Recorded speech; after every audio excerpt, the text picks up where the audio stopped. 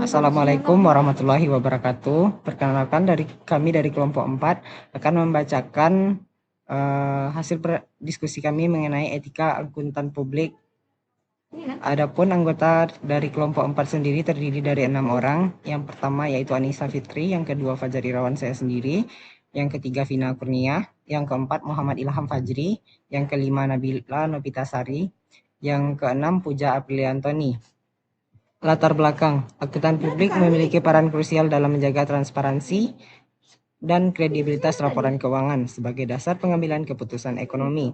Untuk menjaga kepercayaan publik, profesi ini wajib berpegang teguh pada prinsip integritas, objektivitas, kompetensi, dan kerahasiaan, dan perilaku profesional.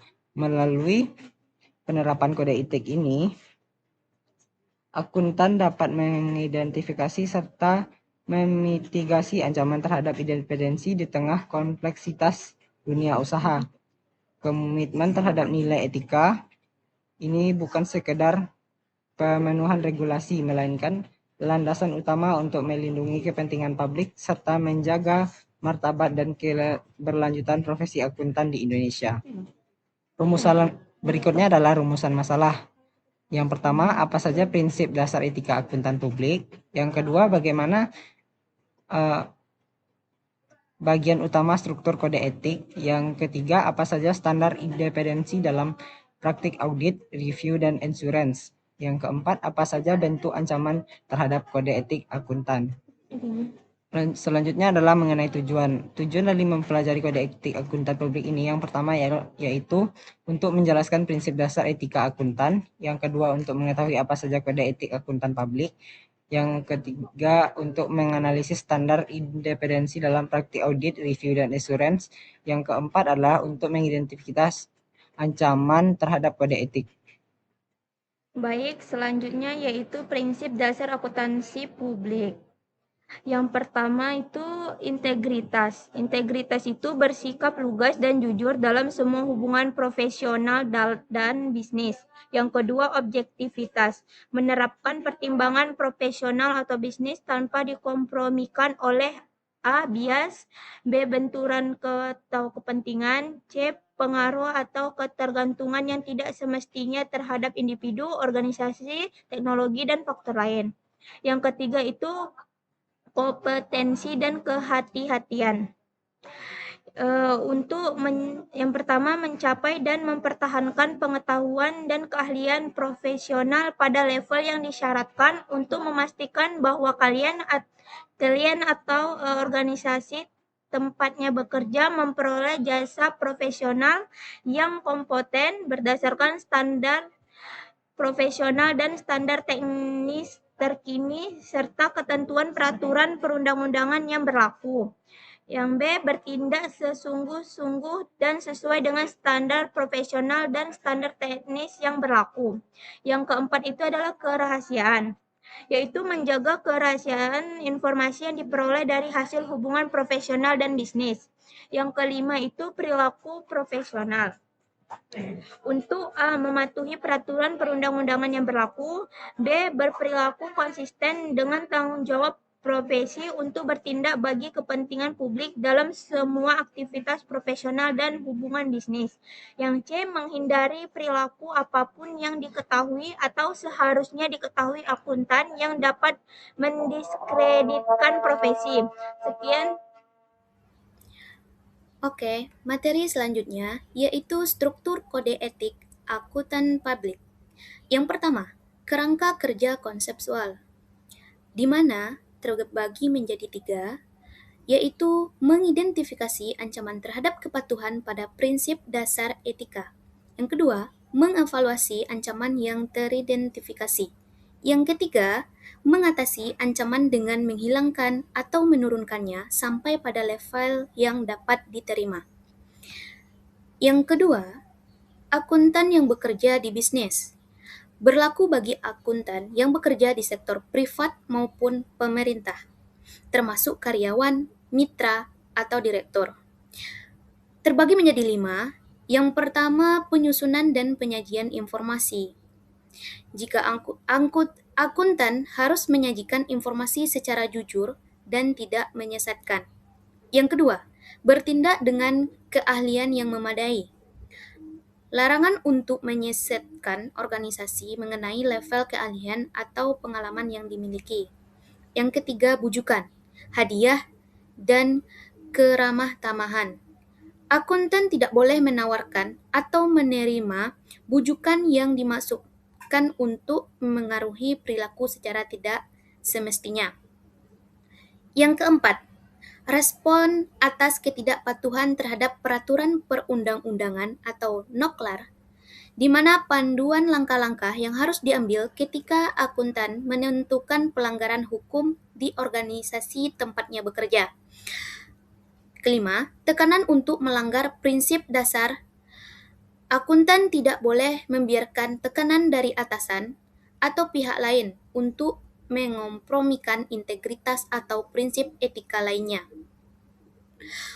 Struktur kode etik akuntan publik yang ketiga, yaitu akuntan yang berpraktik melayani publik, di mana berlaku bagi akuntan yang menyediakan jasa profesional kepada klien atau kantor akuntan.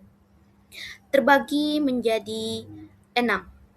Yang pertama, penunjukan profesional. Sebelum menerima klien baru, akuntan harus mengevaluasi apakah penunjukan tersebut memunculkan ancaman terhadap etika seperti masalah integritas klien. Yang kedua, benturan kepentingan, di mana akuntan harus mengidentifikasi situasi di mana kepentingan profesionalnya berbenturan dengan kepentingan klien atau antara kedua klien yang berbeda. Ketiga, imbalan dan remunerasi, di mana pengaturan mengenai besaran imbalan agar tidak mengompromikan kualitas jasa profesional. Yang keempat, pendapat kedua. Prosedur ketika diminta memberikan pendapat mengenai penerapan standar akuntansi atau audit oleh pihak yang bukan klien saat ini. Yang kelima, kustodi aset klien, di mana akuntan tidak boleh mengambil tanggung jawab atas aset klien kecuali diizinkan oleh hukum dan dilakukan dengan pengamanan yang ketat. Keenam, NOKLAR untuk praktik publik, di mana tanggung jawab akuntan publik dalam merespon ketidakpatuhan hukum yang dilakukan oleh klien. Selanjutnya itu standar independensi. Akuntan yang berpraktik melayani publik disyaratkan oleh standar independensi harus independen ketika melakukan perikatan audit, perikatan review, atau perikatan asuransi lainnya.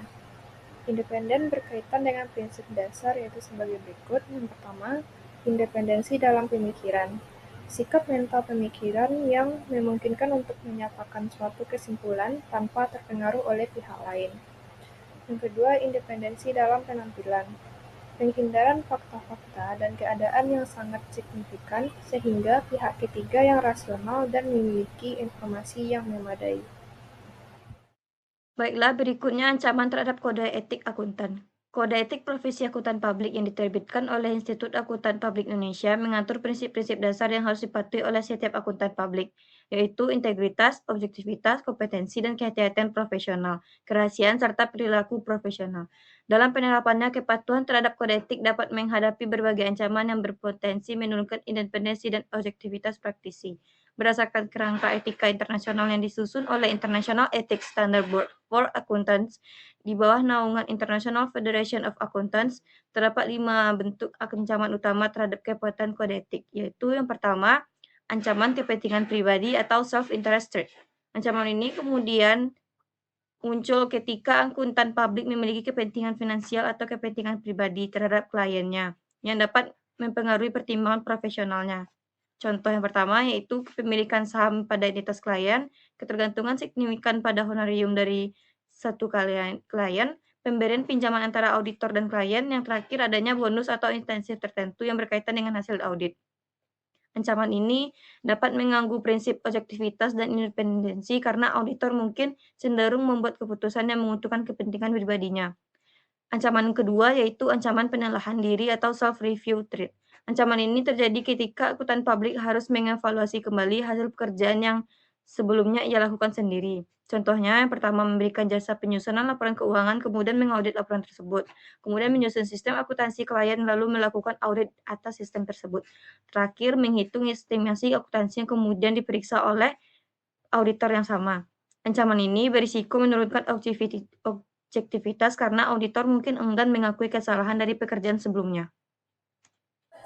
Yang ketiga, ancaman advokasi muncul ketika akuntan publik bertindak untuk membela atau mempromosikan kepentingan klien sehingga objektivitasnya terganggu. Contohnya, membantu klien mencari investor dengan mempromosikan kondisi keuangannya. Yang keempat, ancaman kedekatan. Muncul akibat hubungan yang terlalu dekat atau hubungan jangka panjang antara auditor dan kliennya. Contohnya, hubungan keluarga dengan manajemen klien dan hubungan pertemanan yang sangat dekat. Yang kelima, ancaman intimidasi. Terjadi ketika auditor menghadapi tekanan atau ancaman dari pihak klien atau pihak lain yang dapat mempengaruhi pertimbangan profesionalnya. Contohnya, ancaman pemutusan kontrak jika auditor tidak menyetujui perlakuan akuntansi tertentu. Kesimpulan, akuntan harus mampu menggunakan kerangka kerja konseptual untuk mengidentifikasi dan mengevaluasi berbagai ancaman, seperti kepentingan pribadi, penilaian diri, advokasi, kedekatan, dan intimidasi, serta menerapkan tindakan pengamanan yang tepat. Dengan demikian, kepatuhan terhadap kode etik bukan sekedar pemenuhan kewajiban formal, melainkan untuk perlindungan terhadap kepentingan publik dan martabat profesi itu sendiri.